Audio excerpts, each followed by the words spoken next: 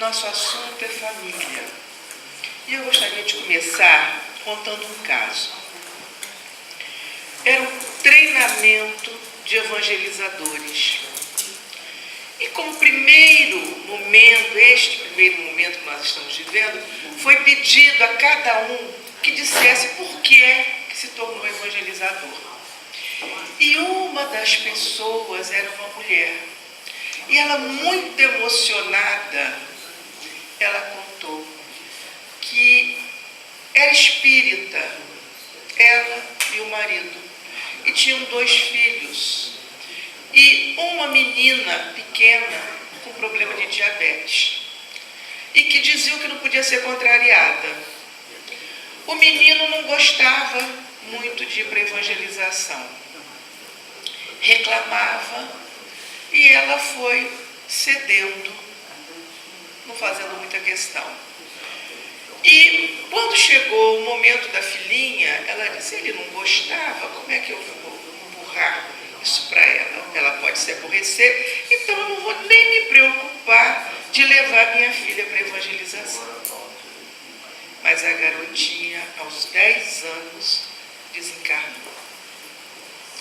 E tempos depois, esta mãe teve a tristeza de receber uma mensagem mediúnica na qual a garotinha dizia: mamãe, por que é que você nunca me falou das coisas do Espírito?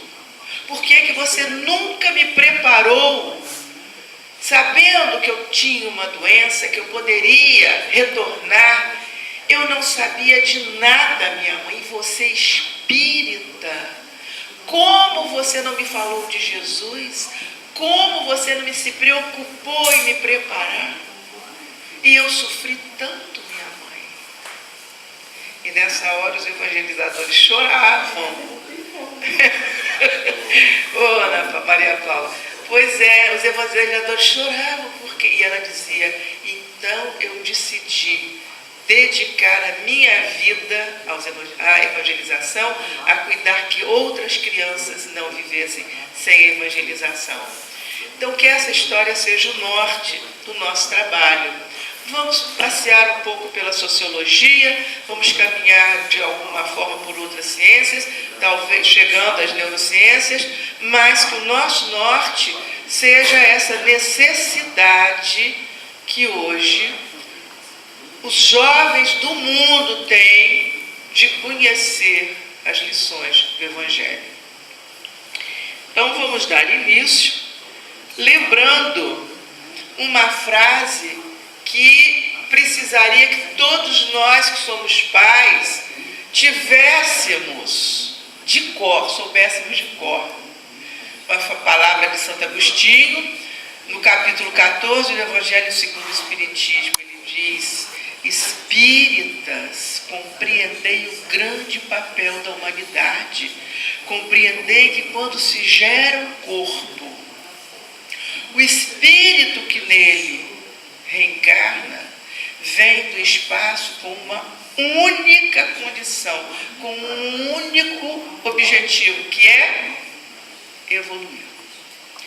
Na verdade, se nós entendêssemos isso, nós seríamos talvez mais firmes com as nossas crianças, estaríamos mais preocupados em ajudá-los. A gente ouve tanto pai, tanta mãe dizendo assim, com uma criança pequenininha no colo, uma criança que às vezes não tem nem 1 ano, tem um gênio, ninguém aguenta com ele. Esse daí já mostrou a que veio, ninguém aguenta. Tem alguma coisa errada. Porque se ele veio para minha mão, com aquela característica que já está tão forte, é porque eu tenho compromisso de modificá-lo. E nós sabemos que existe um momento melhor para que essa educação se dê. E que momento é esse? Esperar crescer? Esperar que as tendências apareçam? Nós temos que cuidar do espírito ainda do ventre materno. Sabendo que está grávida, aquela mãe precisa, junto com o marido, pai, conversar com esse espírito, sabendo que é alguém que vem, que pode ser um amigo, mas pode não ser. Então, trazer já esta preocupação. Então, nós temos na questão, como vocês estão lendo, né, 3:8-3, essa marca dizendo que é na infância, né, encarnando com o objetivo de se aperfeiçoar, o espírito durante a infância é mais acessível às impressões que recebe, que pode auxiliar no adiantamento dele. Então não vamos esperar o tempo passar. E quem é encarregado disso? São os próprios pais. Então a gente vê, por exemplo, situações como essa. Quando você diz, só vai brincar depois que fizer o dever, não adianta cara feia. Você não pode ter medo de cara feia. Tem gente que tem medo de cara feia. Fez cara feia, então não, tá bom, só hoje. Não vai brincar enquanto não fizer o dever. Ponto final. Mãe, tá todo mundo brincando, faz o dever. Se fizer o dever, vai. Onde é que está o nosso erro? É que a gente muitas vezes não avalia a leitura secundária que é feita atrás de cada ato nosso como pai e mãe, como educador. A gente às vezes só avalia assim, qual é o problema?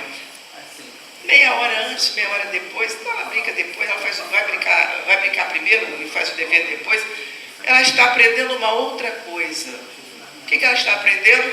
Quando eu tenho uma regra e basta que ela faça beicinho, cara feia, que insista, que eu quebro a regra. O que ela aprendeu?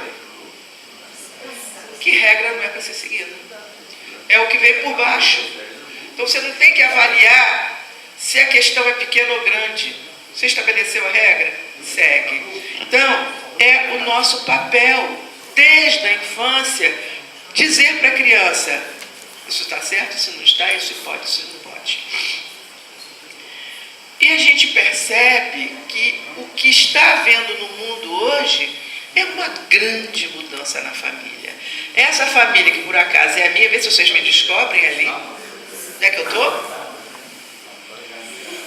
Tem o meu pai, tem a minha mãe, os meus irmãos, minhas primas, meu avô, minha avó. Eu sou a garotinha do colo, né? A queridinha do vovô. Então, mas há muito tempo atrás. Essa família existe? Vocês conhecem agora? As crianças se conhecem. Primeiro, são extensivas as famílias, são grandes? Não. E dificilmente todo mundo conhece todo mundo, brinca junto. Nossa infância foi junto. Esses primos são primos queridíssimos, porque crescemos juntos e vieram outros. Isso aí foi no início. Só na minha casa, eu sou a terceira, somos 7, então estava bem no início.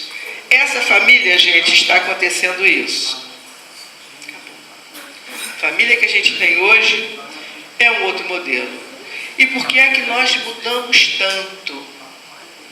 Então a gente tem ainda, consegue ter, como aqui no caso, quero apresentar a vocês, a bonequinha é a filha da minha sobrinha neta, portanto, né? Que a gente ainda tem essa relação profunda, familiar, mas a gente sabe que as famílias mudaram muito.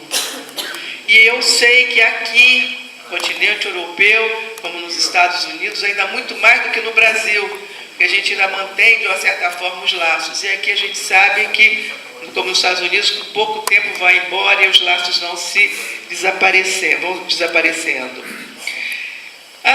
Como é que essa mudança começou? Essa mudança começou, a gente sabe aqui, na Revolução Industrial. A gente sente que parece que é mais recente, mas de fato é quando a mulher vai para o mercado de trabalho.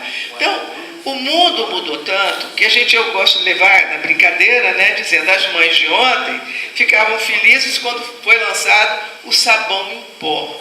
Então, é uma marca, o sabão em pó foi a grande conquista, porque antes era ali, Então, hoje, o dia que lança o sabão em pó, hoje essa mãe rapidinho coloca na máquina, porque o que ela está fazendo é fora de casa. Ela está no mercado de trabalho, telefona, controlando o filho de casa, não é isso? Não é assim? Porque a vida mudou muito. E vamos então ver, do ponto de vista da sociologia, quais são as principais características dessa mudança, né? Desse mundo pós-moderno. Então, não sei se vocês conhecem o Denis Robert Dufour. Ele é um sociólogo francês que escreveu um livro muito interessante. O nome do livro é A Arte de Reduzir Cabeças, mostrando bem como é que o mundo está fazendo para que se não pense, para que não se reflexione. E é isso que nós vamos ver com algumas características desse mundo pós-moderno. Então, a primeira característica, e que a gente sente que de verdade é o que está tocando o mundo, qual é? A presença marcante do dinheiro. É o dinheiro que toca o mundo, os valores, a vida. Então, se você perguntar para um pai, para uma mãe, que, como nós diríamos no Brasil, ralam, né? Que trabalham o dia inteiro, que ainda faz mais uma pós-graduação, se está no trabalho faz hora extra, e que faz mais isso e que faz mais aquilo, por que é que você faz tudo isso? Qual vai ser a resposta? A gente sabe que é a melhor das intenções. Eu preciso ganhar mais porque eu quero dar uma melhor educação para os meus filhos. Eu quero dar aquilo que eu não tive. Eu quero, tudo que eu faço é em prol dos meus filhos. Vamos voltar à nossa história inicial? De que teria valido aquela mãe trabalhar tanto, ter se esforçado tanto, ter feito uma pós-graduação, ter feito mais isso, mais aquilo, com aquela filhinha que desencarnou com 10 anos? E nós? Que nós sabemos das nossas crianças, qual o compromisso reencarnatório que ela trouxe, quando é que ela vai embora? Então, será que se ela for cedo, vai ser o tênis de marca, a roupa de marca, vai ser o último aparelho de videogame, ou qualquer uma dessas coisas que o dinheiro compra, que vai ajudar a fazer aquilo que ela vem fazer na Terra, que é progredir? Não. A gente sabe que não. Essas coisas são boas na medida que nos tornam pessoas melhores.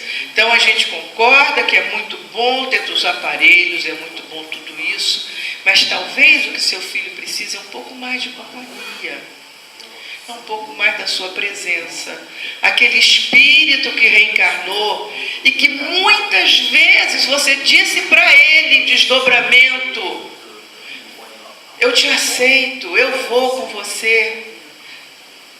Você esquece do compromisso.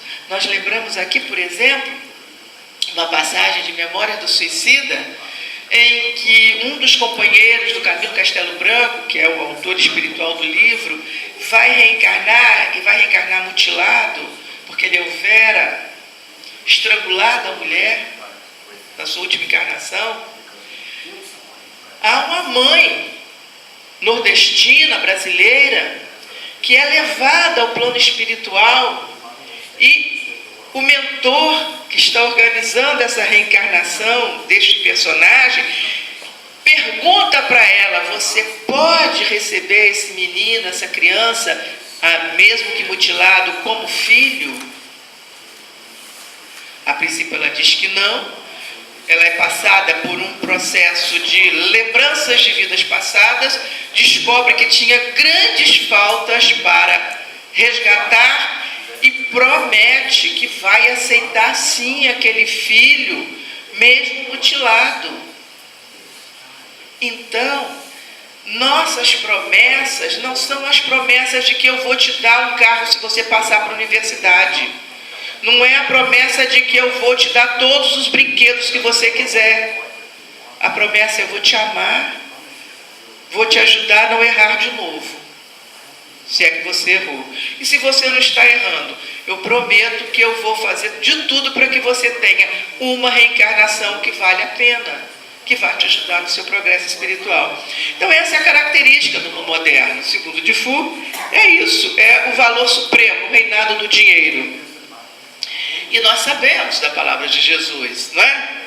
Que o seu tesouro, Aquilo que vale a pena está onde está o seu sentimento, está onde está o seu coração. E eu acho que vocês identificam aí onde muita gente está colocando o tesouro. Talvez até nós, de uma forma equivocada. Mas nada disso vai nos fazer mais felizes no plano espiritual, porque nós não precisamos de nada disso, absolutamente não precisamos. Então aqui, o que a gente percebe é a paixão pelo consumo. Essa hoje, na nossa sociedade moderna, o Dufour aponta isso e a gente vê que é verdade, tudo que a gente, que eu digo a gente, quer dizer, a sociedade de modo geral, o que ela quer, o que ela deseja é consumir. E é claro que ele, como sociólogo, ele faz uma leitura belíssima do porquê que inconscientemente nós somos levados a consumir tanto. Porque por trás da propaganda tem a neurociência, tem o psicólogo que está lá dizendo, tem os estudos de sociologia, tem as pesquisas que dizem como manipular os nossos desejos. Então a gente tem que ter consciência disso e dizer para a criança: você não precisa de ter todas essas coisas. Estão manipulando o nosso desejo. É difícil? É, mas tem que começar desde muito cedo. E começar com você dando exemplo. Então a gente está no mundo, a gente vai usufruir das coisas, mas não pode ser a paixão. Não pode ser a razão de ser da nossa vida. Ter coisas, ter coisas, ter coisas. Porque isso não vai fazer com que a gente melhore espiritualmente. Vamos ler essa frase? Tem-se a impressão que desde o berço a gente se esforça para excitar certas paixões que mais tarde se tornam uma segunda natureza e nos admiramos dos vícios da sociedade quando as crianças o sugam, está faltando um S ali, quando as crianças o sugam com o leite. Alguém identifica de quem é a frase? Pelo menos de que época que é?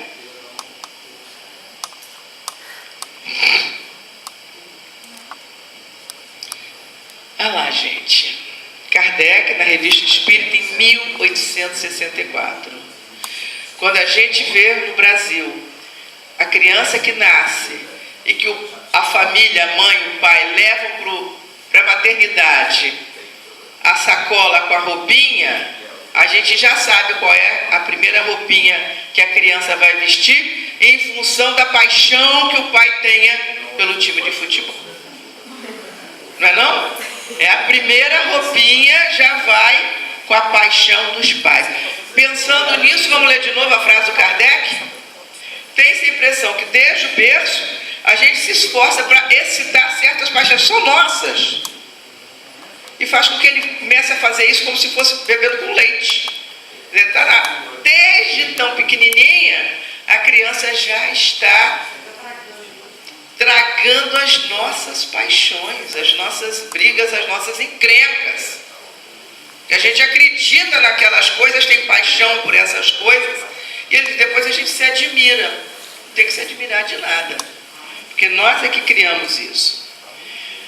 Outra característica que o Dufour diz do mundo moderno é a massificação dos modos de vida. Massificação dos modos de vida. Então, da janela do quarto, eu olho as meninas, eu estou aí em Camden Town,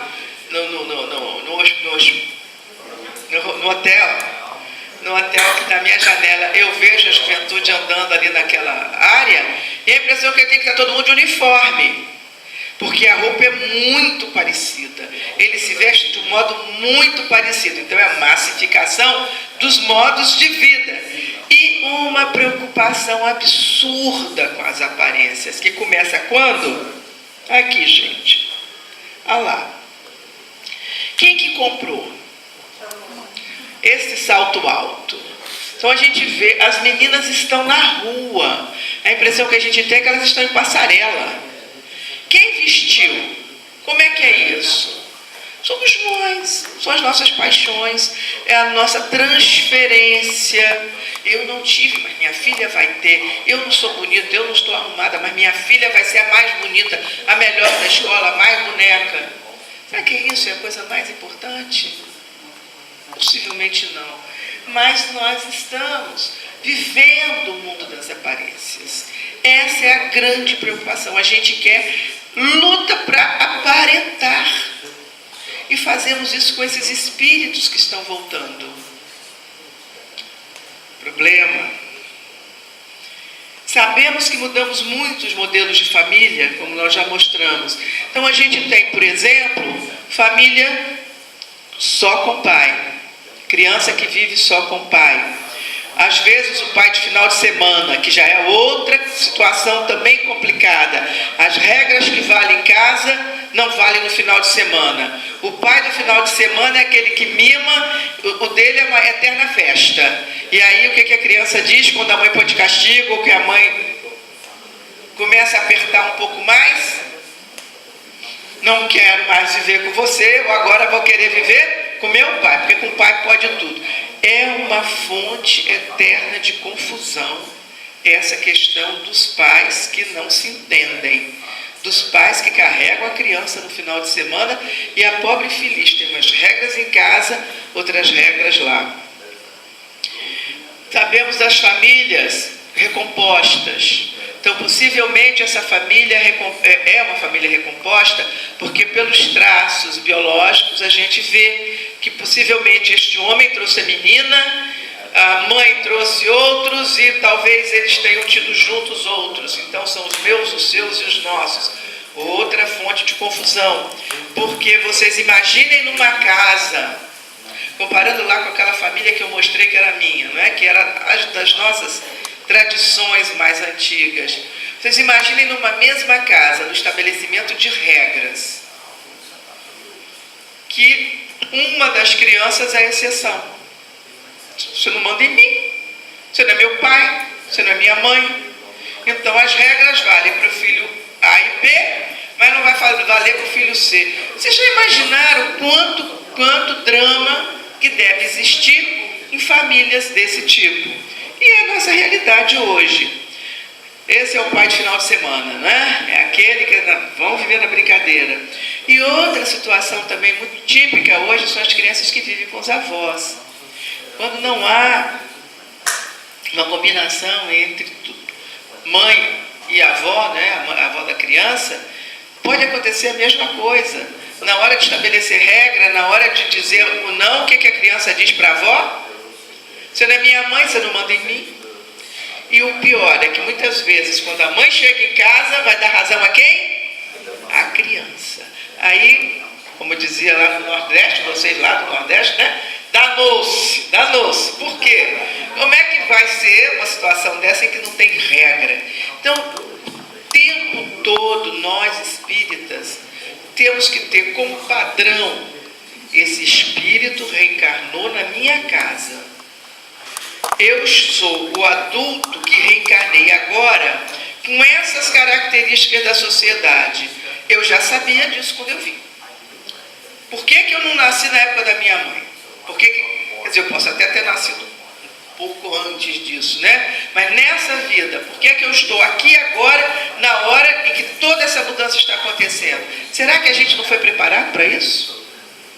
Será que a gente já não veio sabendo que a gente estaria aqui com esse fogo ardendo aí da mudança? Então nós temos um papel, porque a sociedade está mudando agora e nós sabíamos disso quando chegamos. Nós fizemos esse trato lá. Concorda, Elza? Não é? A gente está no fogo, a gente veio. Por que a gente não nasceu lá em 1913, que estava tudo tranquilo, né? Não. 1900, né, para viver 50 anos, 60 anos, está tudo mais ou menos dentro do padrão. A gente veio na hora da mudança, né? Então a grande pergunta é: quem é que educa? Nesses contextos familiares tão diferentes, quem educa? Não importa quem educa. Nos lares formados só por casais do mesmo sexo, não importa. Tem que ter norte, tem que dizer: é um espírito, nós estamos aqui, somos responsáveis. O que nós vamos fazer para ele cumprir a sua missão? Essa é a grande questão. Outra questão é essa sucessiva transformação da cultura. Nós hoje no Brasil, eu falo muito em relação à educação, a centro espírita, é um dos recados que eu mais dou é esse. Você está preparado para chegar na evangelização, o casal homossexual, homoafetivo?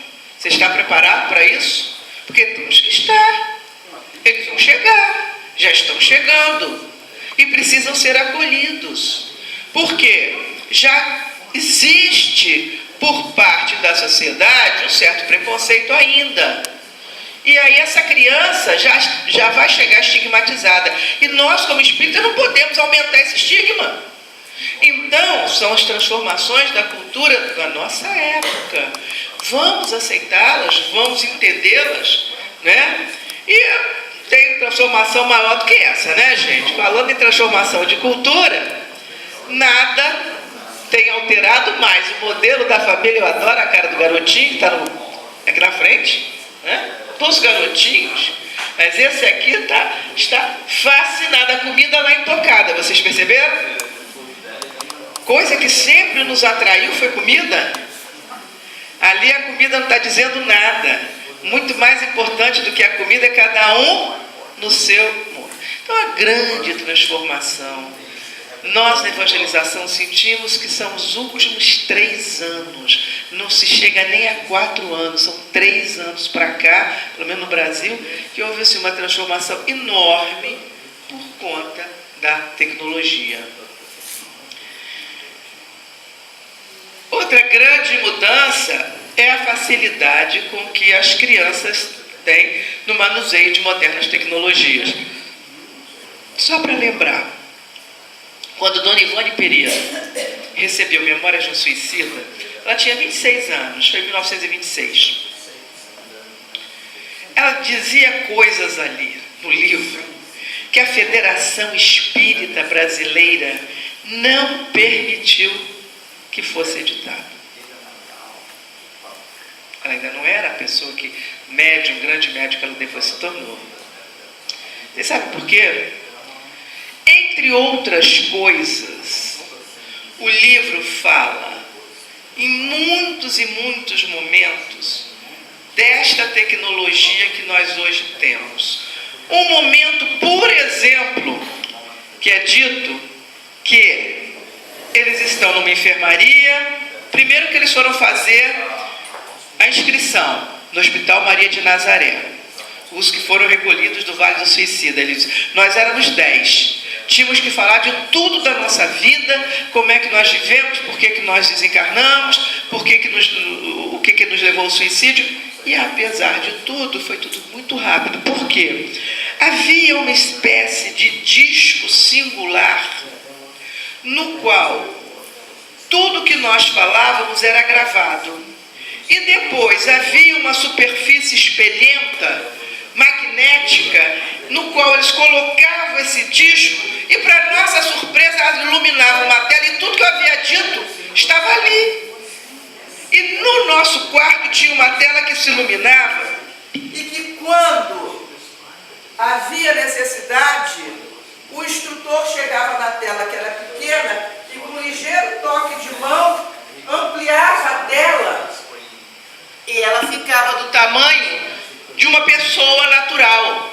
Aquela pessoa ficava no nosso ambiente como se estivesse num tamanho real. E o livro se passa, não em 1926, a história é de 1906. Então, a pergunta é, por que será que as crianças têm tanta facilidade no manuseio dessa tecnologia de ponta? Por quê? Se lá numa colônia que recebia suicida, ele já viu isso? Se ele mereceu estar num lugarzinho melhor, é claro que ele já usou tudo isso. E nós? Será que não? Claro! Por que que a gente teve mais dificuldade? Porque quando nós chegamos não havia. Quando eles chegam, eles reconhecem. Eu já mexi nisso. Agora a gente veio trazendo esquecimento. Mas nem todos nós, porque aqueles que colocaram isso para funcionar trouxeram da onde? De lá. Então, vejam, essa facilidade não significa absolutamente espírito superior. No entanto, está havendo uma falsa ideia de que o fato de se conhecer essa tecnologia moderna significa que são espíritos muito iluminados, espíritos superiores. Como a gente recebe mensagem dizendo que estamos entrando na era de regeneração, para o pai achar que tem um iluminado dentro de casa não custa nada. Olha, tem eu aqui, um mentor lá do nosso lar, está na minha casa, né? E não é bem assim. E tem aí um grande problema, que quando uma mãe, um pai, não consegue mexer nos seus aparelhos e corre para o filho, programa, meu bem, não sei mexer nisso, está aqui, faz para mim, não sei como é que é, em 2 segundos ele vai lá, e aquilo está tudo pronto. Temos aí um problema, porque na hora que essa mãe e esse pai, na presença dos outros, fica endeusando essa criança, mas ele entende tudo, ele sabe tudo, ele guarda isso na cabeça. E na hora que vai brigar com ele, você tem que me obedecer, você está fazendo errado, você não sabe nem mexer com o computador, vai querer mandar em mim? Então a questão é essa, se não sabe isso, não sabe nada. E a gente não tem obrigação de ser expert nessas tecnologias de ponta. É bom que saiba, eu digo sempre isso, é bom que saiba. Mas se a gente não conseguir, pensem numa mãe que não consegue, um pai que não consegue. E aí, na hora da autoridade, ele deixa de ser autoridade sobre esse filho porque ele não conhece tecnologia? E como eu falei para vocês, tem sempre uma segunda linguagem que está sendo absorvida. Na hora que esse pai e essa mãe se curva para dizer, esse meu filho sabe tudo, ele sabe tudo, vai diminuindo a minha autoridade. E a gente não tem que ter preocupação com isso, não. A minha autoridade sobre ele ultrapassa essa questão do conhecimento tecnológico. Eu vim com uma responsabilidade sobre ele. Eu posso até não saber isso, mas é só isso. Porque todo o resto, toda a parte moral, eu sei e eu vou assumir o meu papel. Então é importante que a gente se lembre disso. E nessa hora que eu estou mostrando a vocês, existe muita insegurança por parte dos pais em relação à educação dos filhos. Então tudo é tão novo, as formas de relacionamento são tão novas, entre os colegas, por exemplo, nós que temos um pouquinho mais aí de estrada, quando nós saímos para brincar, quando nós íamos na casa dos nossos colegas, os pais sabiam exatamente onde nós estávamos. Porque a vida se passava muito sobre os olhos dos pais, né? Se via, eles estavam por ali. Então a gente sabia, eles tinham noção. Os outros ajudavam a tomar conta. Os vizinhos eram parceiros. Olha, seu filho ontem pegou a maior briga aqui com aquele outro garoto, eu vi, fez isso, fez aquilo. Hoje não. O que se fala muito, eu não sei como é que é a expressão em inglês, mas me deixa, porque eu não quero que você vá me deixar na festa, deixar longe, porque senão eu vou pagar mico. Tudo é pagar mico. O que é o pagar mico? É não permitir o olhar dos pais, criticar a presença do educador. O pai aceita, a mãe aceita, porque é uma característica da sociedade moderna. E os pais vão ficando cada vez mais inseguros. Então tem muita insegurança. Tem aquele pai que é inseguro, porque e fica, o que é pior. Pior do que o pai inseguro, o pai ou a mãe insegura, é quando eles dois, o casal, não se entende em relação à educação dos filhos. Quando um diz A, outro diz B, deixa, não deixa, vai, não vai, pode, não pode. As crianças estão ouvindo tudo isso. E nessa hora é que vai se implantando cada vez mais a chamada infantocracia. O que é a infantocracia? quem decide tudo na casa são as crianças. Que dia que sai de férias, para onde que vai, a cor do carro que vai comprar, a roupa que... As coisas da casa, as coisas da família. Por quê? Essa insegurança a criança percebe. Então tem pais inseguros, né, em relação ao desejo de contrapor a educação recebida. Então a gente conhece famílias em que, quando começam a chegar os filhos, os pais ouvem, né, vou educar de um modo completamente diferente do jeito que você me educou, porque você me frustrou muito.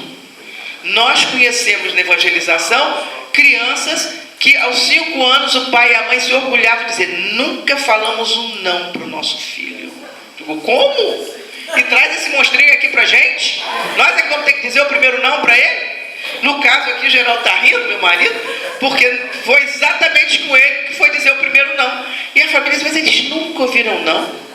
Com 5 anos, e outro com 3. Que doideira é essa? Não se pode criar um filho achando que vai viver sem dizer o não. Mas é a tal do desejo de se contrapor à educação recebida. Dificuldade de lidar com situações no mundo moderno, as mais variadas. E outro motivo de insegurança, esse eu acredito que seja de todos o mais frequente. Está ruim, né, o som? Tá? É a questão, porque de repente eu comecei a falar mais alto também. Superproteção por sentimento de culpa. É muito difícil a gente encontrar uma família hoje que não tem alguém ali, o pai ou a mãe, com sentimento de culpa. O que é isso? Ah, meu Deus, eu trabalho tanto. Ah, meu Deus, eu largo tão sozinho. Ah, meu Deus, eu podia ter feito assim, eu podia ter feito assado. E aí, para compensar o sentimento de culpa, o que faz? Estraga a criança. Acaba com a criança. Por quê? Ah, meu Deus do céu, eu fiquei tanto tempo essa semana longe dele e agora está na hora de estudar. Mãe, não quero. Então tá bom, não estuda. Está na hora, fez coisa errada, vai para o castigo. Ah, meu Deus, mas eu já fiquei a semana inteira tão longe. Sai do castigo. Está tudo errado. Sentimento de culpa, diz Joana de Ângeles, é um peso que a gente carrega no pé, que não é feita aquela bola do prisioneiro. Pode não. Começa se perdoando, começa se entendendo, começa entendendo o que são as características da vida moderna e nada de sentimento de culpa, porque não vai ajudar em nada, não é mesmo? Então, por isso, a gente vai ver, por exemplo, no primeiro dia de aula, olha lá, chora não, mamãe. Antigamente, né, as crianças é que iam pro primeiro dia de aula chorando. E hoje, a mamãe, coitadinho do meu neném, vai pro primeiro dia de aula. É uma característica, né, a gente brinca, mas é isso, é insegurança mesmo. Como é que vai ser esse meu nenenzinho? Como é que ele vai? É do mundo, é assim, faz parte do mundo. Vamos cortar o cordão, é assim mesmo, né? A gente cria, educa o filho para o mundo. Isso a gente tem certeza. Dificuldade de pais em impor limites e se colocarem como a geração em carro. Foram 2 aqui. Eita. Estou com problema. André.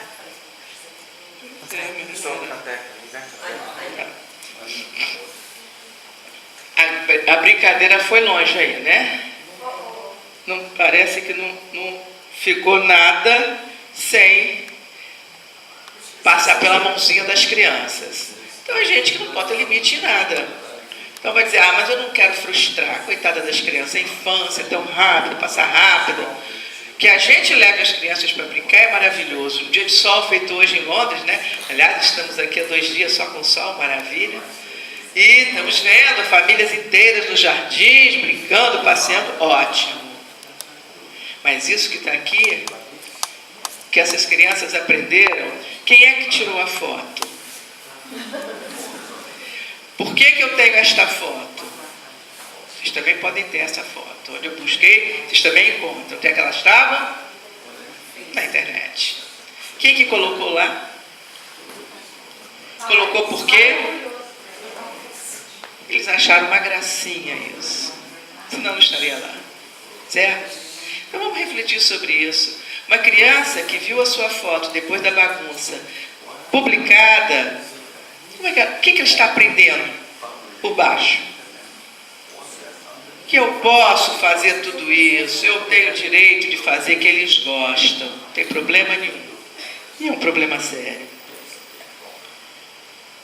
Não sei, tá.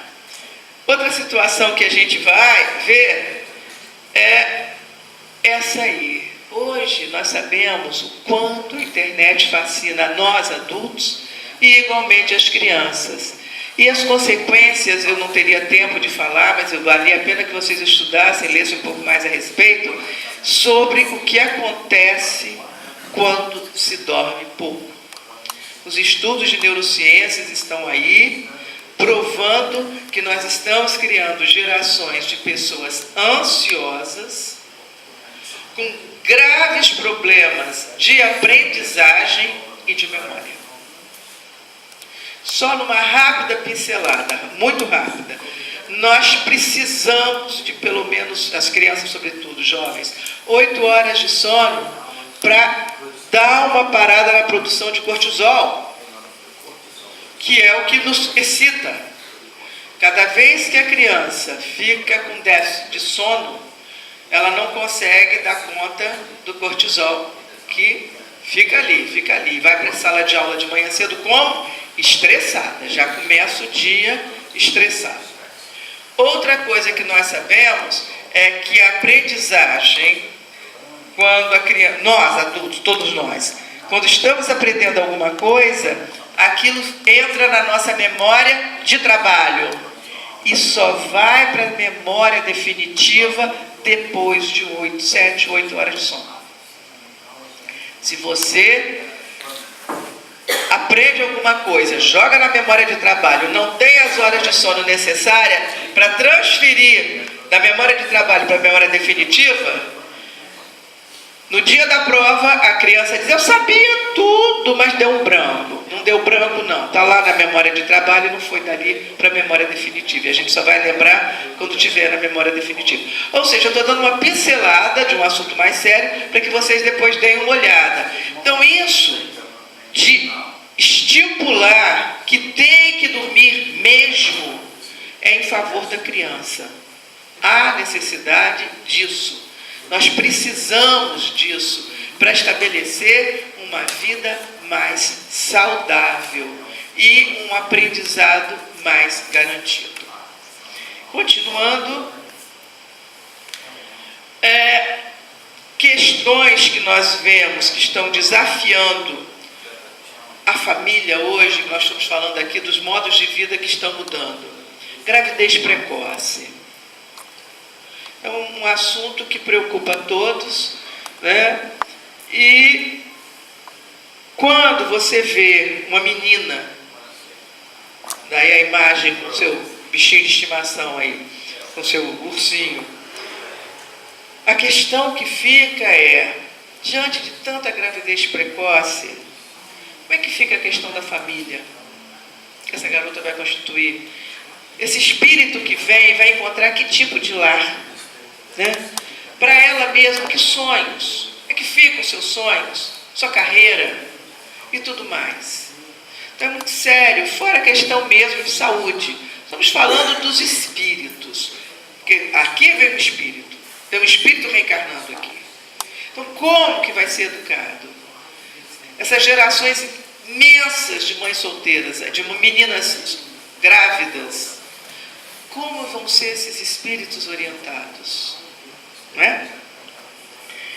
Outra situação, ou outras situações que nós temos aí, e a gente até gosta de passar isso muito rápido, todas essas situações complicadas do mundo moderno, da droga, da bebida, desses comportamentos bizarros, desse envolvimento em turmas de pessoas que são consideradas marginalizadas na sociedade, como aqui no caso desses que estão pichando, estragando o patrimônio público tão comum que a gente vê no mundo todo isso.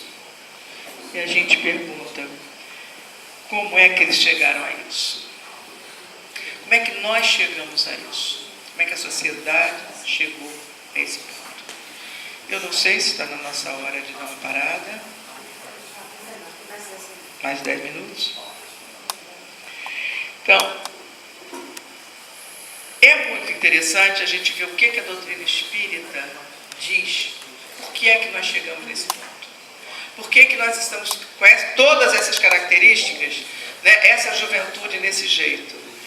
E eu confesso a vocês que o dia que eu li sobre neurociências, eu comecei a estudar neurociências e descobri que a data que eles colocam é até por volta dos 17 a 20 anos, que existe toda uma mudança no cérebro. Eu corri e fui ler de novo Kardec. Eu digo, gente, eu tenho quase certeza que Kardec também aponta essa data. E era realmente. Então ele diz, entre os 15 e 20 anos, o espírito assume a sua verdadeira identidade. Então, existe aqui uma coisa, os impulsos afloram. E ele se sintoniza com seus iguais. Então eu queria lembrar vocês o seguinte, eu não sei quem é o espírito que chegou na minha casa. Não sei. Eu começo a ter pistas pelo comportamento dele, mas de verdade eu não sei. Se é um amigo, se é um inimigo, se é um devedor, se é um adversário, eu não sei.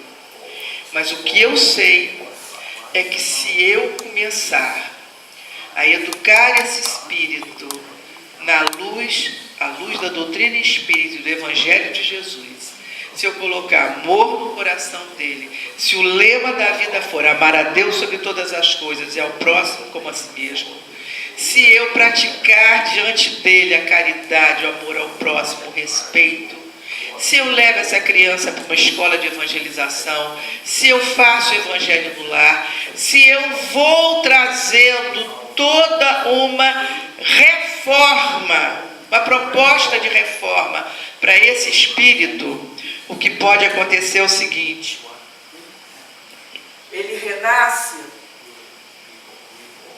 com inimigos que não o alcançaram ainda, mas que estão lá. E a família o traz para esse lado, para esse, para esse, para esse. Quando aflorar, seus impulsos aflorarem, ele vai chegar com a sua verdadeira identidade, o que vai acontecer em termos de sintonia? Não tem mais como. Talvez essa seja a coisa mais importante que eu tenha para falar para vocês. Então vou repetir isso, vou firmar bem isso. Eu não sei quem é esse espírito. Se na retaguarda dele tem inimigos esperando que ele chegue aí entre os 15 e 20 anos para ser sugado de novo para aquele lugar do atraso de onde ele vem, que são inimigos, são companheiros perversos, são parceiros do crime, são os parceiros das coisas ruins. Eu vou envolvendo desde que nasce, desde o ventre materno, com uma outra vibração, com uma outra vibração, com uma outra vibração, que quando tudo isso chegar, que o tempo chegar, não há como alcançá-lo. Isso daí é um antivírus, é toda uma possibilidade, é essa a tarefa de pai e mãe. É tentar tirar o quanto antes daquelas tendências que vão aflorar. Aflorar vão vir outras. Porque se eu digo assim, ela adora botar um batom, um salto alto, se requebrar por aí, uns brincos assim, batom. Era uma prostituta. Era uma pessoa que pediu muito uma oportunidade para reencarnar. E aí reencarna na minha casa e eu estou lá colocando tomada. Eu digo que isso aí eu vou colocar tomada. Ela ainda não tinha acordado para isso. Mas eu sou que compro o batonzinho, eu que digo, tá tão lindinha, vem cá. Lá no Brasil a gente vê muitas menininhas com aquelas roupas super sensuais, fazendo dancinha, fazendo coisa, porque a família acha lindinho. São tomadas. Gente que dá o primeiro gole, vem cá, o que tem? Bota na chupeta. Nós trabalhamos em Vigário Geral, o Geraldo e eu, plantando uma evangelização em Vigário Geral, que já está lá há 15 anos, mas os 2 primeiros anos nós implantamos. E uma das vezes que nós andávamos pelas ruelas da favela, vimos uma garotinha com os óculos grandes de sol, muito pequenininha, e ela fazia assim, ela rodava, e eu achava que a garotinha estava dançando. Aí eu prestei mais atenção e vi que havia uma cadeira, um homem sentado, uma cerveja, um copo de cerveja, e quando eu olho para a menininha, ele diz assim, tá tontinha, já bebeu um copo inteiro, ela adora. A garotinha tinha 3 anos no máximo. Então, é isso que a gente vem vendo. São pessoas que acham que não tem tomadas, que não estão fazendo tomadas. Mas isso é muito sério. Então a doutrina espírita nos diz isso. E as ciências sociais, o que elas dizem? O Jean-Pierre Lebrun é um grande psicanalista francês e ele dá a seguinte explicação. Isso acontece porque os pais não são capazes de se apresentar como a geração acima dos filhos. Então, naquela foto que eu mostrei para vocês, os meus pais e meus tios foram educados pelos meus avós que se encarregaram da educação deles. E da mesma forma, meu pai e a minha mãe se encarregaram da educação dos filhos. Hoje, né, o modelo é uma consequência desse novo arranjo social, que o modelo é horizontal. Então, era assim. Pais e os filhos. E hoje, essa relação deixou de ser assim e passou a ser assim. E, no entanto, o que a gente sabe é que não pode. Por quê? Por mais moderno que o mundo esteja, por diferente que esteja a sociedade, o nosso papel de pai e de mãe diante da espiritualidade, diante de Deus, mudou?